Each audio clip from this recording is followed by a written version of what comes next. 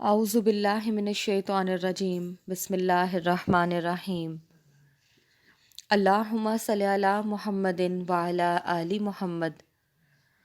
السلام علیکم۔ آج ہم سال اول کا عنوان نظم ہلال استقلال پڑھیں گے۔ نظم ہلال استقلال پڑھنے سے پہلے ہم اس کے شاعر حفیظ جلندری کا تعارف ضرور پڑھیں گے تاکہ شاعر کی شخصیت سے واقفیت ہو سکے۔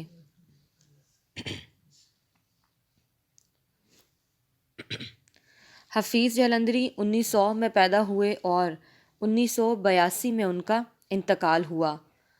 ابو الاسر محمد حفیظ جلندری 1900 میں جلندر میں پیدا ہوئے۔ غزل اور نظم دونوں پر کمال گرفت حاصل تھی۔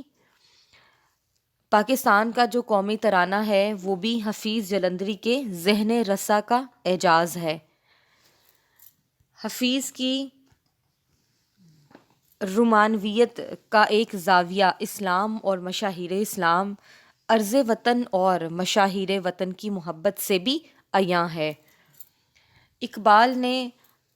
حفیظ نے اقبال، حالی اور ٹیگور کے نمایاں اثرات قبول کیے ہیں۔ ان کی شاعری میں ہمیں اخلاقی اور جذباتی دونوں قسم کی اپیل موجود نظر آتی ہے۔ اسی طرح ان کی تصانیف میں نغمہ زار، سوز و ساز، تلخابہ شیریں اور شاہنامہ اسلام بہت مشہور ہیں۔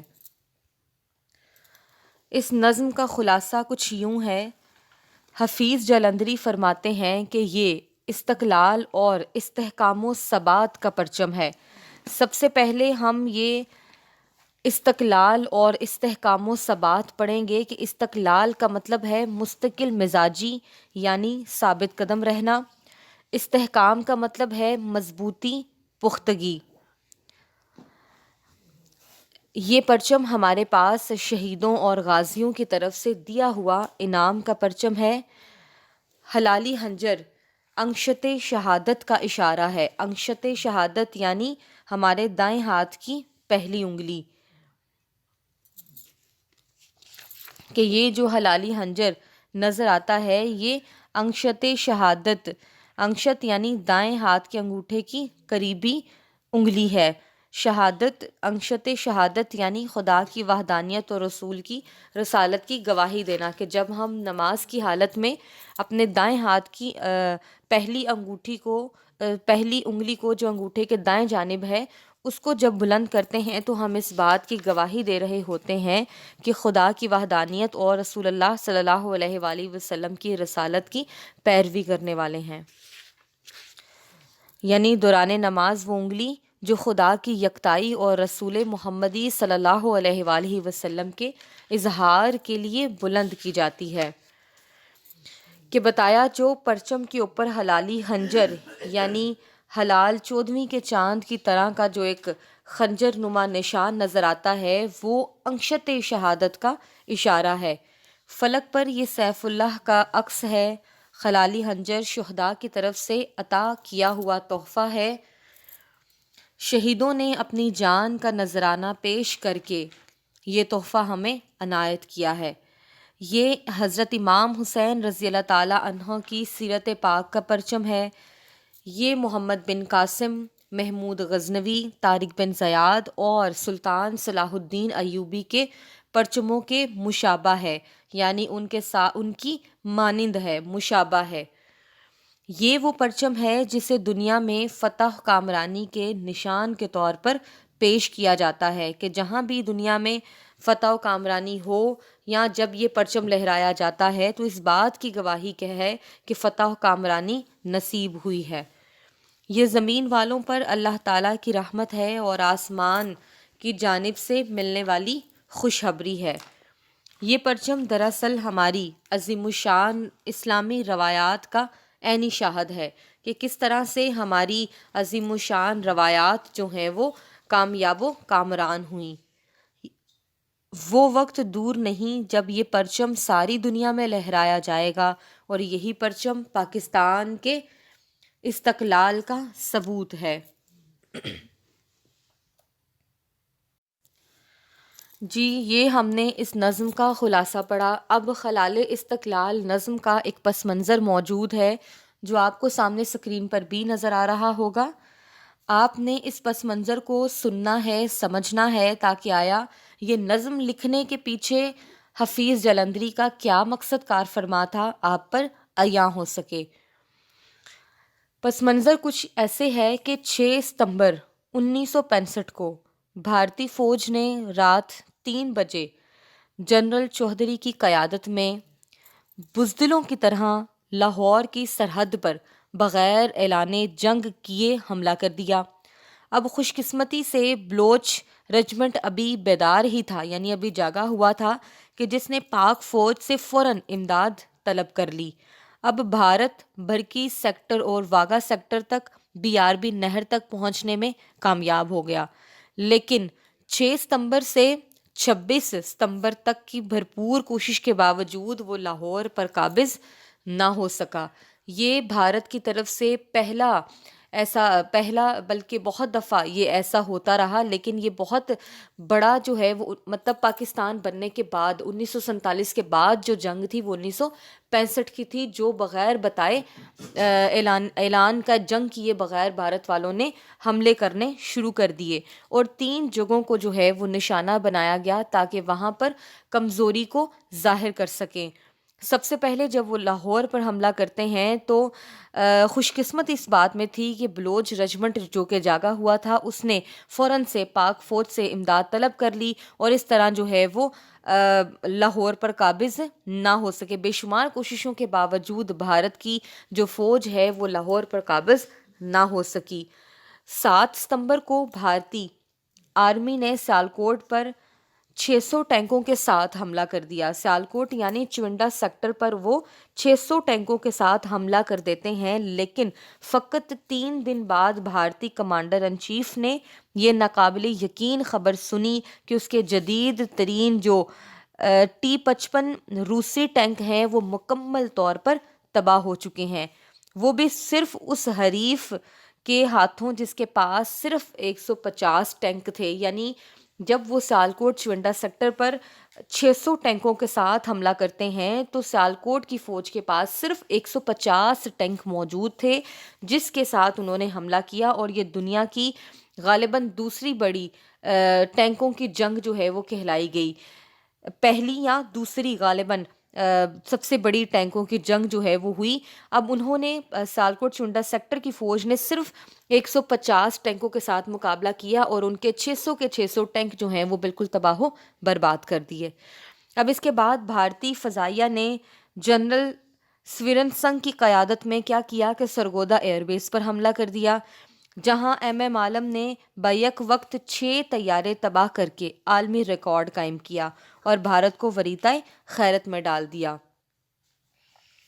یہ سرگودا ایئر بیس یہ ہے کہ جہاں سے ہماری پاک فوج جو ہے وہ جنگ کے لیے کسی بھی جنگ کے لیے پرواز لیتی ہے. الغرض اس خود ساختہ آگ سے نظر آتش ہونے کی بجائے بھارت خود ہی معاملے کو اقوام متحدہ کے پاس لے گیا. اب جس نے جنگ جو ہے وہ بند کرا دی، اقوام متحدہ جس کے تحت جو ہے وہ پوری دنیا کے فیصلے کیے جاتے ہیں. اب جب جنگ بندی کے بعد حکومت پاکستان نے سرگودا، لاہور اور سیالکوٹ کو بہادری کے صلے میں حلال استقلال عطا کیا، جو کہ 6 ستمبر کو ان تینوں شہروں کے ٹاؤن ہال کی عمارتوں پر لہرایا جاتا ہے. اس لیے آج تک ہم 6 ستمبر کا دن جو ہے وہ ضرور مناتے ہیں اور بہت جوش و جذبے کے ساتھ بڑا ولولہ جو ہے وہ پاکستانی عوام میں موجود ہوتا ہے. اسی حلال استقلال پرچم کے حوالے سے ہماری نظم ہے جو حفیظ جلندری نے لکھی. اب ہم اس نظم کا پہلا شعر پڑھیں گے جو کہ اس سے اگلی ویڈیو میں موجود ہوگا. جی طالبات، تو ہمارا اس نظم کا پہلا شعر ہے: یہ استقلال کا پرچم ہے، استحکام کا پرچم، شہیدوں غازیوں کے ہاتھ سے انعام کا پرچم. سب سے پہلے اس کے مشکل مفاہیم دیکھیں گے. استقلال جیسے میں نے بتایا تھا کہ مستقل مزاجی یعنی ثابت قدم رہنا. استحکام، مضبوطی، انعام، تحفہ، شہید، خدا کی راہ میں جان قربان کرنے والا غازی وہ ہے جو میدان جنگ سے کامیاب واپس آ جاتا ہے۔ اس شعر کا مفہوم کچھ اس طرح سے ہے کہ حلال استقلال ہمارے عزم و ثبات، عزم یعنی ارادہ، ثبات یعنی ثابت قدمی، مضبوطی، عزم و ثبات اور مضبوطی کا مظہر ہے جو شہیدوں اور غازیوں کی طرف سے قوم کو عطا کیا گیا تحفہ ہے۔ تشریح اس شعر کی پڑھی جائے گی کہ حفیظ جلندری ایک قادر الکلام شاعر تھے۔ قادر الکلام شاعر جس کو اپنے کلام پر قدرت حاصل ہو، کلام یعنی شاعری۔ انہوں نے اپنی شاعری میں اسلامی اقدار اور جذبہ حریت کو زندہ کرنے کی بڑی بھرپور کوشش کی۔ انہوں نے پاکستان کے قومی ترانہ کے خالق کی حیثیت سے شہرت دوام حاصل کی کہ حفیظ جلندری کا نام اگر زیادہ شہرت کا حامل ہے تو اس کی سب سے اہم وجہ ہمیں جو نظر آتی ہے وہ پاکستان کا قومی ترانہ ہے جو ہر زباں زد عام ہوتا ہے۔ یہ تھا حفیظ جلندری کا تعارف جو ہم تشریح شروع کرتے ہی ضرور ایک دو لائنوں میں لکھتے ہیں۔ اب اس کے بعد اگلی جانب ہم بڑھیں گے کہ حقیقت یہ ہے کہ دنیا کی ہر قوم اپنا جدا پرچم رکھتی ہے، چاہے آپ کوئی بھی دنیا میں دیکھ لیں، یورپ ممالک ہیں، اسلامی ممالک ہیں، غیر اسلامی ممالک ہوں، کوئی بھی جگہ ہے، ہندو، سکھ، عیسائی، ہر کسی کا اپنا الگ الگ جو ہے وہ پرچم ضرور ہوتا ہے۔ اب کسی بھی پرچم کی حیثیت محض اتفاقی یا حادثاتی نہیں ہوتی۔ ایسا نہیں ہے کہ حادثاتی طور پہ یہ والا جو ہے وہ لوگو بنا اور اس کا پرچم جو ہے وہ اس ملک کو سونپ دیا گیا، جبکہ ایسا نہیں ہوتا، بلکہ ہر پرچم کے پس منظر میں یا تو کسی قوم کی انتھک جد و جہد کی داستان مخفی ہوتی ہے، مخفی ہونا یعنی چھپی ہوئی ہوتی ہے، یا پھر پرچم کسی قوم کی تہذیب و ثقافت کا مظہر یا پھر مذہب کا عکاس ہوتا ہے کہ بہت سی یہ وجوہات ہیں کہ جس کی وجہ سے ایک پرچم جو ہے وہ معرض وجود میں آتا ہو۔ بالکل اسی طرح لاہور، سرگودا اور سیالکوٹ کو دیا گیا حلال استقلال پاکستانی فوج کے عزم و ولولہ اور ان شہروں کے باسیوں کی حب الوطنی، ثابت قدمی اور جذبہ شہادت کا مظہر ہے۔ ایک بات یہاں پر بتاتی چلوں کہ لاہور، سرگودا اور سیالکوٹ پر جب بغیر بتائے حملے کیے گئے تو وہاں پر موجود فوجیوں کے ساتھ ساتھ جو ان شہروں کے باسی تھے، جو رہنے والے تھے، ان کو بھی اپنے وطن سے کتنی محبت تھی، اس بات کا ثبوت انہوں نے بھی دیا کہ وہ بھی ثابت قدم رہے اور جذبہ شہادت ان کے اندر موجود تھا کہ فوجیوں کے ساتھ ساتھ شہریوں نے بھی ان کے ساتھ جو ہے وہ قدم سے قدم ملا کر، کندھے سے کندھا جوڑ کر ان کا ساتھ دیا۔ مختصر یہ کہ حلال استقلال تو مختصر طور پر یہ کہ حلال استقلال شہداء و مجاہدین کے عزم، استقلال اور ثابت قدمی کا ترجمان ہے۔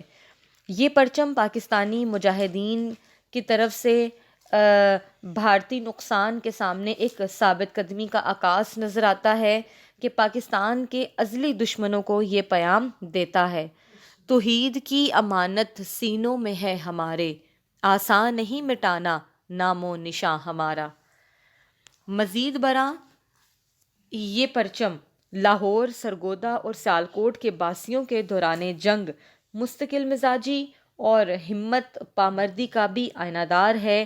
یہ پرچم 1965 کی جنگ کے دوران پاکستانی سپاہیوں کی قربانیوں اور جذبہ حریت کا بھی ایک خاموش اظہار ہے۔ یہ پرچم پاکستانی مجاہدین کی روایات کا پاسدار بھی ہے، اسی لیے کہا کہ پرچم اسلام کو رکھنا ہمیشہ سربلند، پرچم اسلام کو رکھنا ہمیشہ سربلند ہے، یہی اپنی روایات کہن کا پاسدار۔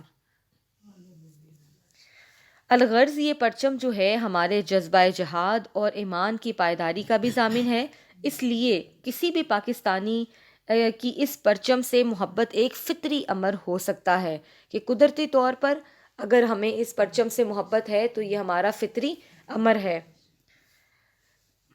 بقول شاعر کہ ہمارا پرچم یہ پیارا پرچم، یہ پرچموں میں عظیم پرچم۔ دوسرے مصرع کی بات کی جائے تو شاعر نے حلال استقلال کو میدان جنگ میں شہید ہونے والوں اور میدان جہاد سے فتح کے علم لہراتے ہوئے، علم یعنی پرندے، فتح کے کامیابی کے علم لہراتے ہوئے غازیوں کی طرف سے پاکستانی قوم کو دیا گیا ایک بہترین تحفہ قرار دیا ہے۔ سیکٹروں مسلمانوں نے اپنی جان کا نذرانہ دے کر اپنے خون سے اس پرچم کی آبیاری کی ہے۔ اب یہ پرچم ہزاروں جانوں کی قربانیوں کے بدلے میں وجود میں آیا۔ یہ پرچم ان لوگوں کی عظمت و ہمت کا اظہار ہے اور پاکستانی عوام کے لیے تحفہ بھی ہے، جنہوں نے سینوں پر بم باندھ کر دشمن کے جدید ترین جو T-55 روسی ٹینک تھے ان کے پرخچے اڑانے کے لیے اپنے جسموں کے بھی پرخچے اڑا ڈالے، اور نام نہاد بھارتی فوج جو فتح کے نشے میں سرشار پاک سرزمین کو روندنے کے لیے اپنے ناکام قدموں کے ساتھ آگے بڑھ رہی تھی، کو ناکوں چنے چبوا دیے، اور لوگوں کی طرف سے ناکوں چنے چبوا دینے والوں کی طرف سے پاکستانی قوم کے لیے یہ پرچم جو ہے وہ بڑا ہی زیادہ ایک عظیم تحفہ ہے۔ مختصر طور پر ہم یہ کہہ سکتے ہیں کہ یہ پرچم ایک عام سا کپڑے کا ٹکڑا نہیں ہے، بلکہ یہ پرچم پاکستانی فوج اور مجاہدین کے جذبہ جہاد اور عالی حوصلگی کو عیاں کرتا ہے، ظاہر کرتا ہے، اور پاکستانی قوم کو غازیوں اور شہداء نے اپنی جان پر کھیل کر یہ پرچم عطا کیا ہے۔